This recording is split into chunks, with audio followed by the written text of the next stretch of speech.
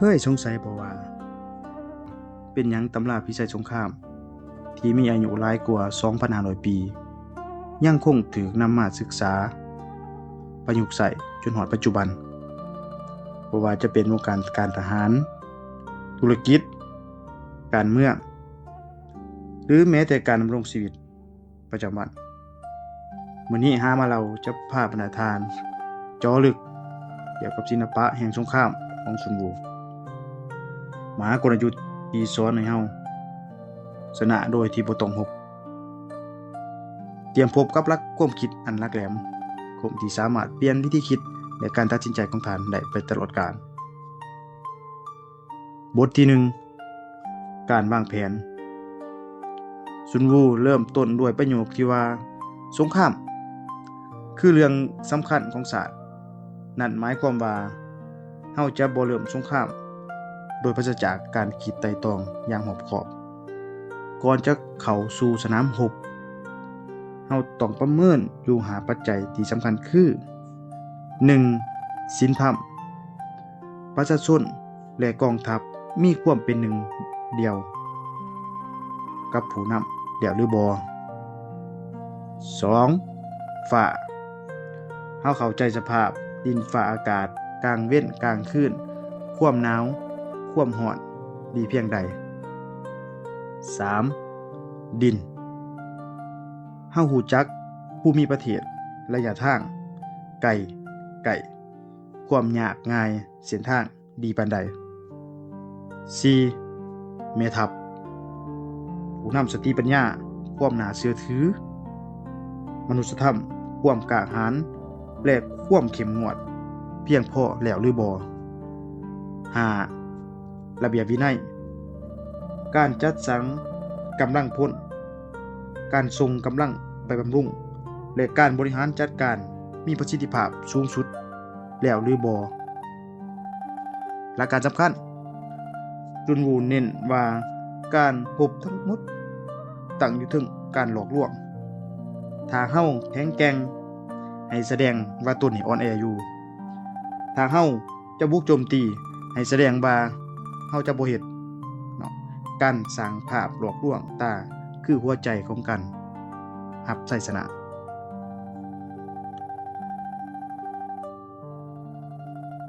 บทที่ 2 การเฮ็ดสงครามเมื่อสงครามเริ่มขึ้นทุกวินาทีมีค่าซุนวูเตือนว่าสงครามที่ยืดเยื้อยาวนานจะทำลายทั้งเศรษฐกิจและขวัญกำลังใจของทหารหลักสำคัญจงมุ่งไปสู่ชัยชนะที่ไวที่สุดบ่แม่นการรบที่ยาวนานผู้นำที่ฉลาดจะบ่พึ่งพาการขนส่งเสบียงอาหารและอาวุธจากดินแดนของตนเองซ้ำแล้วซ้ำอีกแต่จะยึดเอาเสบียงอาหารและทรัพยากรจากศัตรูมาเป็นของตนเองนี่คือวิธีเฮ็ดสงครามที่ฉลาดที่สุด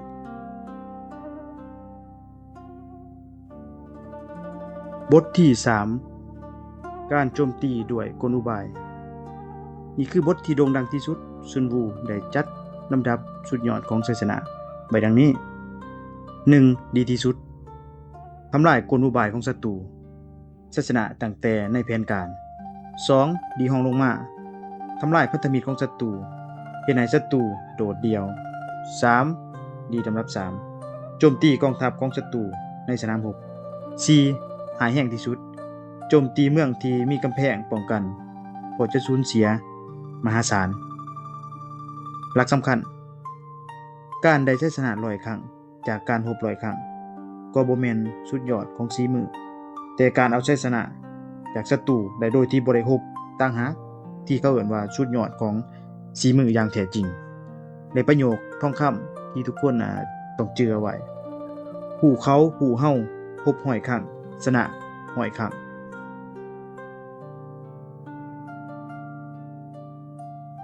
บทที่ 4 การจัดวางกำลังก่อนจะคิดเรื่องการชนะเราต้องแน่ใจก่อนว่าตนเองจะบ่แพ้ซุนวูสอนให้พวกเฮาสร้างฐานที่มั่นที่บ่มีภัยทำลายได้ก่อนหลักสำคัญการป้องกันเฮาเป็นผู้ควบคุมเฮ็ดให้ตนเองเข้มแข็งจนศัตรูบ่สามารถเอาชัยชนะได้ การโจมตีขึ้นอยู่กับศัตรูเฮาจะโจมตีก็ต่อเมื่อเห็นจุดอ่อนของศัตรูอย่างชัดเจนเท่านั้นแม่ทัพที่เก่งจะตั้งตนอยู่ในจุดที่บ่มีวันแพ้และบ่พลาดทุกโอกาสที่จะเอาชนะศัตรูบทที่5การใส่พลังงานการควบคุมกองทัพใหญ่ก็เหมือนกับการควบคุมกองทัพน้อยมันขึ้นอยู่กับว่าการจัดระเบียบและการส่งสัญญาณซุนวูได้เว้าถึงการใส่กำลังตั้งและกำลังออกกำลังตั้งก็คือกำลังที่เข้าปะทะโดยกงเป็นสิ่งที่ศัตรูบ่สามารถคาดเดาได้ส่วนกำลังออกคือกำลังที่เขาโจมตีมาจากทิศทางที่ศัตรูคาดเดาบ่ถึงเป็นกำลังที่สร้างชัยชนะหลักสำคัญการผสมผสานกำลังทั้งสองแบบนี้อย่างบ่มีที่สิ้นสุดเหมือนกับวงกลมที่บ่มีจุดเริ่มต้นและจุดจบแม่ทัพที่ดีจะสร้างสถานการณ์ให้เหมือนกับการกิ่งก้อนหินลงจากภูเขาที่สูงชันมันจะเกิดพลังงานทำลายล้างอย่างมหาศาล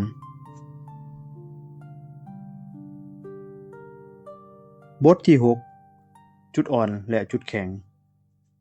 ผู้ที่เป็นผู้ริเริ่มในสนามรบจะเป็นผู้กำหนดเกมจงบังคับให้ศัตรูเปิดเผยรูปกระบวนการของตนในขณะที่ตนเองยังคงรักษารูปกระบวนการไว้เป็นความลับโจมตีในจุดที่ศัตรูป้องกันอย่างอ่อนแอป้องกันจุดที่ศัตรูคิดจะโจมตีเฮาอย่างแข็งแกร่งถ้าเฮาเฮ็ดให้ศัตรูบ่ฮู้ว่าจะโจมตีเฮาอยู่จุดใดเขาก็จะต้องการกระจายกำลังไปป้องกันทุกจุดเมื่อศัตรูกระจายกำลัง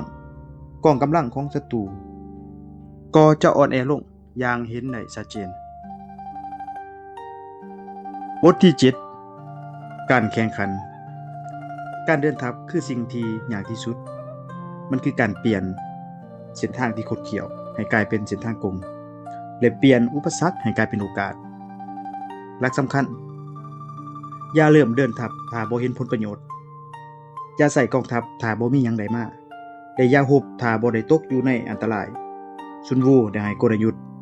ดังนี้มีลมป่าไฟภูเขาไว้ดังลมเคลื่อนไหวกองทัพให้ไว้เงียบดังป่าตั้งทัพให้สงบลุกเป็นไฟเวลาบุกโจมตีให้ดุดันมั่นคงดังภูเขาเวลาป้องกันให้หนักแน่นบทที่8การเปลี่ยนกลยุทธ์แม่ทัพที่ฉลาดจะบ่ยึดติดกับกลยุทธ์ใดหนึ่งเขาจะต้องสามารถปรับเปลี่ยนแผนตามสถานการณ์ที่เปลี่ยนแปลงไปหลักสำคัญในทุกๆผลประโยชน์ย่อมมีความเสี่ยงแฝงอยู่และในทุกๆความเสี่ยงก็ย่อมมีผลประโยชน์ซ่อนอยู่เช่นกันผู้นำที่ฉลาดแต่พิจารณาทั้งสองด้านอยู่เสมอเขาจะบ่ตกเป็นเหยื่อของศัตรูเพราะเขาเตรียมพร้อมรับมือทุกสถานการณ์บทที่9การเดินทัพบทนี้จะเว้าถึงการตั้งค่ายและการสังเกตสัญญาณจากศัตรูเช่นเมื่อข้ามแม่น้ำให้ตั้งค่ายอยู่ห่างจากแม่น้ำถ้าศัตรูข้ามน้ำมาโจมตีอย่าเข้าปะทะกลางน้ำให้รอท่าจนกลัวเขาจะข้ามมาได้ครึ่งนึงแล้วจึงโจมตีการเห็นฝุ่นสูงและแหลมแสดงว่ารถม้ากำลังมาฝุ่นต่ำและกว้างแสดงว่าทหารราบกำลังมาหลักสำคัญ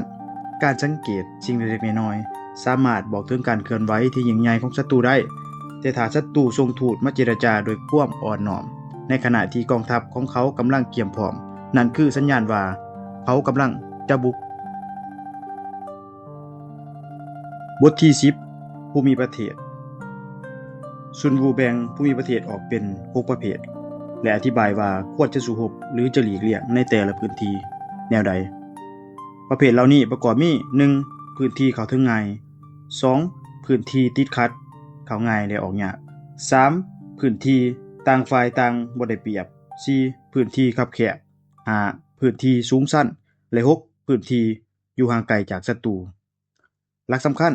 การเข้าใจภูมิประเทศคือหน้าที่สำคัญของแม่ทัพ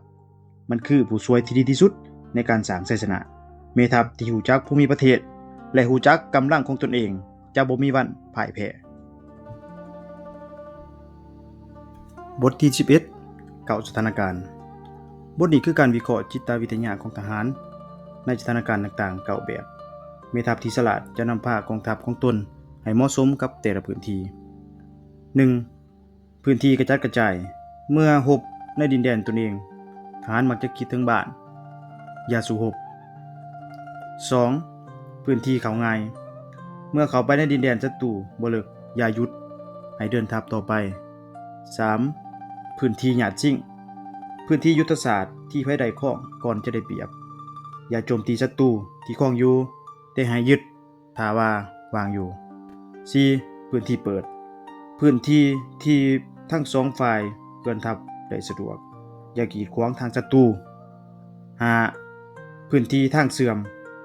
พื้นที่ที่เชื่อมต่อกันกับดินแดนอื่นให้สร้างพันธมิตร 6. พื้นที่สำคัญเมื่อเข้าไปในใจกลางของดินแดนศัตรูให้ปุ่นสะดมเอาเสบียง 7. พื้นที่ลำบากพื้นที่ที่เดินทัพยากเช่นภูเขาป่าทึบให้ยีบออกจากพื้นที่นั้น 8. พื้นที่ปิดล้อมทางเข้าแคบทางออกคดเขี้ยวศัตรูจำนวนน้อยก็สามารถตีเฮาแตกได้ให้ใส่กลอุบาย 9. พื้นที่แห่งความตายพื้นที่ที่บ่มีทางหนีต้องสู้จึงจะรอดให้สู้แบบไร้ชีวิตหลักสำคัญการเข้าใจสถานการณ์นี้จะช่วยให้แม่ทัพสามารถดึงเอาศักยภาพสูงสุดของกองทัพออกมาได้บทที่22การโจมตีโดยไฟการใช้ไฟเป็นอาวุธที่มีพลังทำลายล้างสูงก็ต้องใส่อย่างระมัดระวังมีหาเป้าหมายในการโจมตีโดยไฟเผาคนเผาเสบียงเผาเครื่องมือเผาคลังอาวุธและเผาเส้นทางลำเลียงหลักสำคัญการโจมตีโดยไฟต้องมีการกะเกียมและก็ต้องรอท่าสภาพอากาศที่เหมาะสมผู้นำที่ดีจะใส่ไฟเพื่อเสริมการโจมตีบ่แม่นใส่ไฟเป็นวิธีหลักและวิธีสำคัญอย่าเริ่มสงครามเพียงแต่ความโกรธแค้นบทที่13การใส่สายลับบทสุดท้ายที่สำคัญที่สุดซุนวูได้ยืนยันว่าข้อมูลข่าวสารคือปัจจัยตัดสินใจชนะการลงทุนกับสายลับถึงจะแพงแต่ก็คุ้มค่ากว่าการที่จะเฮ็ดสงครามแบบยืดเยื้อยาวนานสายลับมี5ประเภท 1. สายลับท้องถิ่นคนในพื้นที่ของศัตรู 2. สายลับภายในขุนนางของศัตรูที่เฮาซื้อตัวมา 3. สายลับซองหน้าสายลับของศัตรูที่เฮาจับตัวได้และแลกเปลี่ยนมาเฮ็ดเวียกให้เฮา 4. สายลับที่ต้องตายสายลับที่เฮาส่งไปให้ข่าวปลอมแก่ศัตรูซึ่งเฮารู้ว่าเขาจะต้องถูกจับและตาย 5. สายลับที่หลอดกลับมาสายลับที่ส่งไปเก็บข่าวและกลับมารายงานคืนการใช้สายลับทั้ง5ประเภทนี้อย่างซับซ้อนคือสิ่งที่ผู้นำทั่วไปคิดบ่ถึงและเป็นสิ่งที่เฮ็ดให้เฮากำชัยชนะไว้ในมือและนั่นก็คือเนื้อหาหลักทั้ง13บทของศิลปะแห่งสงครามจะเห็นได้ว่าหัวใจของตำรานี้บ่แม่นการส่งเสริมความรุนแรงแต่เป็นการใช้สติปัญญาเพื่อหลีกเลี่ยงความขัดแย้งและบรรลุเป้าหมายโดยการสูญเสียที่น้อยที่สุดบ่ว่าท่านจะเป็นนักธุรกิจที่กำลังวางแผนแข่งขันนักศึกษาที่กำลังวางแผนอนาคตหรือใครก็ตามที่ต้องการกลยุทธ์ในการจัดกับปัญหาดังกล่าวหลักคิดของซุนวูยังคงทันสมัยและสามารถนำไปใช้ได้เสมอขอขอบใจสำหรับการติดตามถ้าท่านมาคลิปนี้ก็อย่าลืมกดไลค์กดแชร์กด Subscribe ช่องหามาเราเนาะเพื่อบ่ให้พลาดเนื้อหาดีๆแบบนี้อีกต่อไปขอขอบใจสบายดี